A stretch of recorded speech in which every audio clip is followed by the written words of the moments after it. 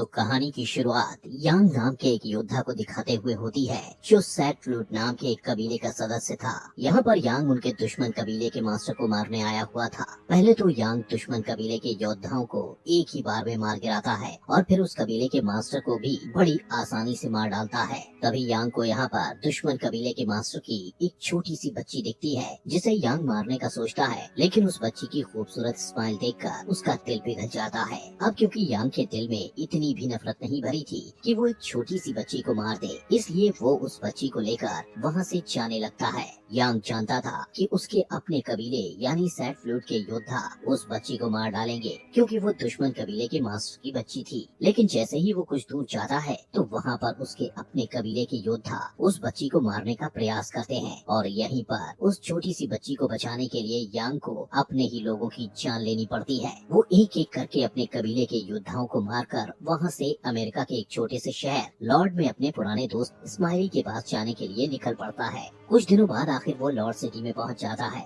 जहां पर आधे से भी ज्यादा मकान टूटे पड़े थे और उस शहर में लोग भी बहुत कम रहते थे। यहाँ पर सबसे पहले यांग की मुलाकात रॉन नाम के आदमी से होती है, जो एक नंबर का पियक्कड़ था। वो हर समय दारू के नशे में टुन रहता था। तभी वहाँ पर ईद बुल आता है। यांग उसे अपने दोस्त की फोटो दिखाकर उसका एड्रेस पूछता है, जिस पर ईद बुल उसे बताता है कि आपके दोस्त इस्माइली की तो 3 साल पहले ही डेथ हो गई है और वो यहाँ पर एक लॉन्ड्री चलाता था। ईद बुल यांग को उस लॉन्ड्री तक पहुँचाकर वहाँ से चला जाता है। वहीं उस लॉन्ड्री में यांग की मुलाकात लिन नाम की एक लड़की से होती है, जो अब तक उस लॉन्ड्री को चला रही थी। लिन पूछती है कि तुम इस्माइली को कैसे जानते हो, जिस पर यांग उसे बताता है कि इस्माइली मेरा बचपन का दोस्त था। तभी लिन उससे पूछती है कि क्या तुम अपनी बेटी के साथ अकेले ही आए हो, जिस पर यांग उसे कहता है कि ये मेरी बेटी नहीं है, इसके पेरेंट्स मर चुके हैं। ये सुनकर लिन को काफी दुख होता है, इसीलिए वो उस बच्ची का नाम अप्रैल रखती है।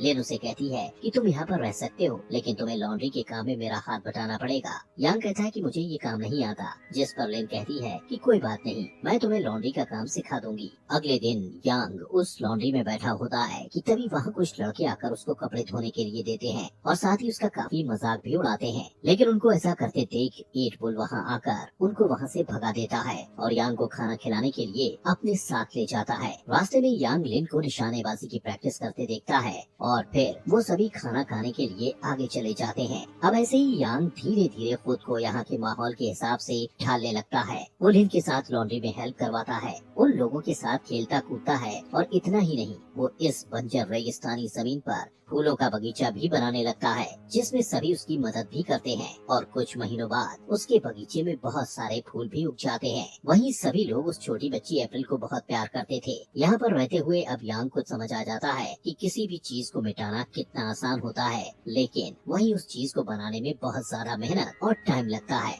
एक दिन जब यांग ईद बुल के साथ कार्ड्स खेल रहा होता है, तो वो लिन को 1 साल के बच्चे की कब्र पर फूल चढ़ाता देखता है, जिससे वो ईद बुल से पूछता है कि वो किसकी कब्र पर फूल चढ़ा रही है, जिससे ईद बुल उसे लिन के बारे में बताता है कि जब लिन 16 साल की थी तो एक कर्नल नाम का डाकू अपनी गैंग के साथ इस शहर में घुसकर लोगों को लूटता और मारता था। उस डाकू की एक सबसे गंदी हरकत ये थी कि वो शहर में जितनी भी लड़कियां होती थी उनको एक कतार में खड़ा करके उनके दांत चेक करता था और जिस लड़की के दांत साफ सुथरे और पूरे 32 होते थे उसके साथ वो जबरदस्ती करता था। ईद बुल बताता है कि उस दिन कर्नल ने अपनी प्यास बुझाने के लिए लिन को चुना था। वहीं लिन के माँ बाप और उसके छोटे भाई को कर्नल के लोगों ने पकड़ रखा था। अब जब लिन को कर्नल के पास ले जाया जाता है तो मौका पाकर लिन वहीं पर पक रहे गर्म तेल वाले खाने को कर्नल के मुंह पर फेंक कर वहाँ से भागने लगती है। इस बात से कर्नल आग बबूला होकर बाहर आता है और भागती हुई लिन पर गोली मारकर उसे नीचे गिरा देता है, जिससे लिन के फादर उसके पास भागते हैं, लेकिन तभी कर्नल उन्हें शूट करके मार देता है और फिर लिन की माँ और उसके छोटे भाई को भी मार देता है। ये सब लिन की आंखों के सामने हो रहा था। इसके बाद कर्नल अपने आदमियों के साथ वहाँ से चला जाता है। इसके साथ ही ईद बुल बताता है कि इसके बाद जब हम लिन के परिवार को दफनाने गए थे तो लिन की सांसें उस वक्त चल रही थी, जिससे हम उसे घर ले आए और धीरे धीरे वो ठीक हो गई। लेकिन तभी से लिन ने ये ठान लिया कि अब वो कर्नल को मारकर अपने परिवार और उन सभी लड़कियों का बदला लेगी जिनके साथ कर्नल ने जबरदस्ती की थी। कुछ देर बाद यांग फिर से देखता है कि लिन निशानेबाजी की प्रैक्टिस कर रही है, लेकिन उसका निशाना टारगेट पर नहीं लग रहा होता, जिस वजह से वो निराश हो जाती है और कहती है कि मैं कभी भी एक अच्छी निशानेबाज नहीं बन पाऊंगी। जिस पर यांग उसे निशानेबाजी सिखाने के लिए उसकी आंखों पर पट्टी बांधकर उसके सामने टारगेट बनकर खड़ा हो जाता है और कहता है कि अपने टारगेट की मामूली से मामूली हरकत को गौर से सुनो और फिर टारगेट पर अटैक करो, जिससे लिन बड़े ही ध्यान से अपने टारगेट यानी यांग पर अटैक करती है। लिन देखती है कि उसका हर एक निशाना सही लगा है, जिससे वो काफी खुश हो जाती है और यांग के पास जाकर उसका शुक्रिया करती है, क्योंकि जिस चीज को वो काफी समय से करने की कोशिश कर रही थी वो यांग ने उसे चंद मिनटों में सिखा दी थी। उसी रात लिन यांग को बताती है कि स्माइली ने तो मुझे तुम्हारे बारे में बता दिया था कि तुम सैट फ्लूट कबीले के योद्धा हो और एक दिन तुम यहाँ पर जरूर आओगे। वो पूछती है कि आखिर तुम सैट फ्लूट कबीले में शामिल क्यों हुए, जिस पर यांग बताता है कि बचपन में एक दिन जब मेरे पिता के साथ हमारे खेत पर मैं काम कर रहा था, तब वहाँ पर एक कबीले का योद्धा आया और उसने अपनी तलवार की धार चेक करने के लिए मेरे पिता की मेरी आंखों के सामने गर्दन धड़ से अलग कर दी और उसी दिन से मैंने दुनिया का सबसे ताकतवर योद्धा बनने का निर्णय लिया। इसके बाद यांग लिन को अपनी तलवार दिखाता है जो मियान के साथ पूरी तरह से सील की हुई थी। यहाँ पर यांग लिन को अप्रैल के बारे में सब सच बता देता है और कहता है कि अगर मैंने इस तलवार को मियान से बाहर निकाला तो इस तलवार से मैंने जितने भी लोगों को मारा है उन सभी की रूहें रोने लगेंगी, जिनकी आवाज सुनकर मेरे अपने कबीले यानी सैट फ्लूट के योद्धा यहाँ पर अप्रैल को मारने के लिए आ जाएंगे। इसके बाद यांग लिन को कई दिनों तक तलवारबाजी सिखाता है और फिर क्रिसमस का दिन आ जाता है, जिसे ये लोग बहुत ही खुशी से नाचते गाते हुए मना रहे होते हैं। लेकिन तभी कर्नल अपने आदमियों के साथ वहाँ पर आकर उन लोगों पर अत्याचार करने लगता है। वो लोग जोकर बने हुए आदमी के सर पर पानी की बाल्टी रखकर उस बाल्टी पर शूट करते हैं, जिसके बाद कर्नल उसके सर पर एक ग्लास ड्रिंक रख देता है और जैसे ही वो उस ग्लास पर शूट करने लगता है तभी वहाँ रॉन नशे की हालत में आकर पहले उस ड्रिंक को पीता है और फिर कर्नल का मजाक उड़ाने लगता है, जिससे कर्नल को काफी गुस्सा आता है।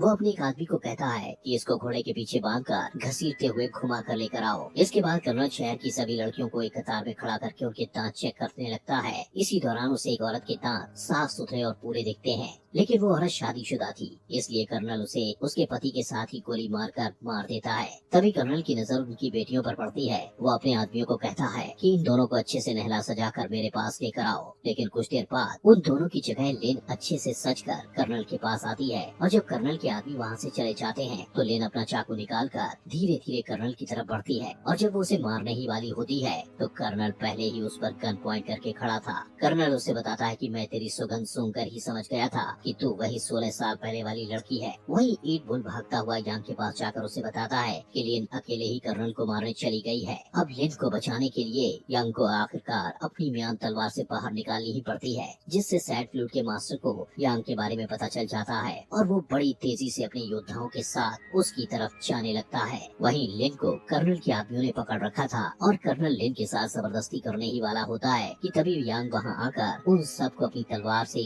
गाजर मूली की तरह काट कर कर्नल को मारने लगता है। तो लिन उसे कहती है कि इसे मैं अपने हाथों से मारूंगी। उन दोनों की इस बातचीत का फायदा उठाकर कर्नल लिन को ढाल बनाकर विंडो से नीचे कूद जाता है और अपने घोड़े पर सवार होकर वहाँ से भागने लगता है। तभी लिन उस पर जोर से चाकू फेंक कर उसे वहीं मार गिराती है, लेकिन ये लोग देखते हैं कि ये कर्नल नहीं है और कर्नल उनको चकमा देकर वहाँ से भाग गया है। इसके बाद यांग लिन को कहता है कि मेरी तलवार म्यान से बाहर निकल चुकी है, इसलिए मेरे कबीले के लोग यहाँ पर किसी भी वक्त आते ही होंगे, इसलिए मुझे यहाँ से जाना ही होगा, वरना तुम सब लोग मेरी वजह से मारे जाओगे। ये सुनकर एट बुल उसे कहता है कि कर्नल यहाँ से भाग चुका है और वो अपने दुगने से भी ज्यादा आदमी लेकर हम लोगों को मारने वापस जरूर आएगा, और अगर तुम भी यहाँ से चले जाओगे तो हम कर्नल का मुकाबला कैसे करेंगे। तभी एक आदमी बोलता है कि हम बिना किसी हथियार कर्नल का मुकाबला कैसे करेंगे, जिस पर एट बुल रॉन की तरफ इशारा करते हुए कहता है कि इसके पास कुछ खास है। इसके बाद रॉन उनको अपनी वाइफ की कब्र खोदने को कहता है और उसकी वाइफ की कब्र में उन्हें रॉन के द्वारा छुपाए गए बहुत सारे हथियार मिलते हैं। दरअसल रॉन की वाइफ ने मरते समय उसको एक वादा करने को कहा था कि वो जिंदगी में कभी भी हथियार नहीं उठाएगा, लेकिन अब मजबूरी में रॉन को अपनी वाइफ से किया हुआ वादा तोड़ना पड़ता है।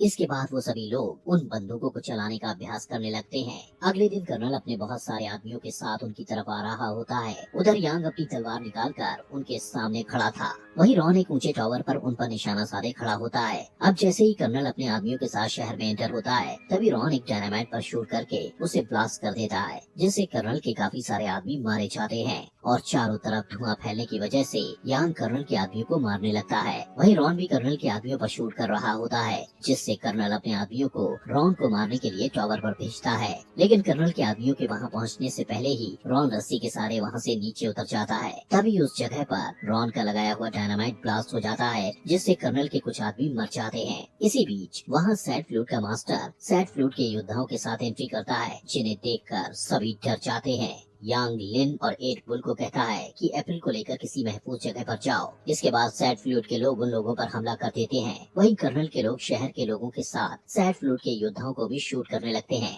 लेकिन सैड फ्लूट के लोग इतने थे कि वो कर्नल के लोगों को अपनी तेज तर्रार तलवारों से काट रहे होते हैं। वहीं सैड फ्लूट के योद्धा अप्रैल को मारने के लिए उनके पीछे भागते हैं, जिससे यांग लिन और अप्रैल को बचाने के लिए उनके पीछे भागता हुआ अपने ही कबीले के योद्धाओं से लड़ता है और एक एक कर उन्हें मार रहा होता है। यांग को इस तरह से लड़ता देख सैड फ्लूट का मास्टर उस पर बहुत ज्यादा गुस्सा होता है। इसके बाद यांग और लिन अप्रैल को बचाने के लिए एक घर में छुपने की कोशिश करते हैं, लेकिन वहाँ पर भी सैड फ्लूट के लोग आकर यांग से लड़ने लगते हैं। ये देखकर लिन एट बुल को अप्रैल पकड़ाकर कहती है कि अप्रैल को यहाँ से किसी सुरक्षित जगह पर ले जाओ, और फिर खुद तलवार उठाकर सैड फ्लूट के योद्धाओं से लड़ने लगती है। वो दोनों सैड फ्लूट के योद्धाओं को खत्म करके जब बाहर आते हैं तो एट बुल को घायल देखते हैं। एट बुल उन्हें बताता है कि कर्नल उससे अप्रैल को छीन कर ले गया है, और इतना कहते ही वो दम तोड़ देता है। वहीं दूसरी साइड कर्नल अप्रैल को उठाए घर में घुसकर अपने आदमियों को बाहर उसकी सुरक्षा के लिए तैनात कर देता है। कुछ देर बाद यहाँ पर सबसे पहले सैड फ्लूट के लोग अप्रैल को मारने आते हैं, लेकिन कर्नल के लोग ऑटोमेटिक मशीन गन से उन सभी को मार गिराते हैं। इसके कुछ देर बाद यहाँ की लाइट्स ऑफ हो जाती हैं। तभी यांग यहाँ पर आकर कर्नल के आदमियों को मार डालता है और रूम में कर्नल के पास जाता है, जहाँ कर्नल ने अपनी गन अप्रैल पर तान रखी होती है। उसी वक्त कर्नल अप्रैल पर शूट कर देता है, लेकिन यांग बड़ी ही फुर्ती से उसकी गन से निकली गोली को अपनी तेज तलवार से दो हिस्सों में काटकर कर्नल से अप्रैल को छुड़ा लेता है। जिसके बाद यांग लिन को मौका देता है कर्नल को मारने का, जहाँ पर लिन और कर्नल के बीच लड़ाई होती है। यहाँ पर पहले तो लिन कर्नल के पैर को तलवार से काट देती है, और जब वो नीचे गिर जाता है तो तलवार से उसे मार डालती है। इसके बाद जब वो दोनों रूम से बाहर आते हैं तो उन्हें सामने सैड फ्लूट मास्टर खड़ा दिखता है, जो यांग को कहता है कि तुम्हें इस दुश्मन कबीले के मास्टर की बच्ची को अपने हाथों से मारना होगा। लेकिन यांग ऐसा करने के बजाय अपने गुरु यानी सैड फ्लूट मास्टर से फाइट करने के लिए तैयार हो जाता है। यहाँ पर उन दोनों में भयानक तलवारबाजी होती है। सैड फ्लूट मास्टर यांग को काफी तगड़ी टक्कर देता है, लेकिन आखिर में यांग सैड फ्लूट मास्टर का गला काट देता है। वहीं मरने से पहले सैड फ्लूट मास्टर यांग से कहता है कि तुम इस बच्ची को जहाँ पर भी लेकर जाओगे, सैड फ्लूट के योद्धा तुम्हें ढूंढ कर मार डालेंगे। इसके बाद यांग लिन के पास आता है, जो अप्रैल को गोद में उठाए हुए थी। यांग लिन को कहता है कि अप्रैल का ख्याल रखना, क्योंकि मैं यहाँ से हमेशा के लिए जा रहा हूँ, क्योंकि सैड फ्लूट के लोग सिर्फ मेरी तलवार के जरिए मुझ तक पहुँच सकते हैं। इतना कहते हुए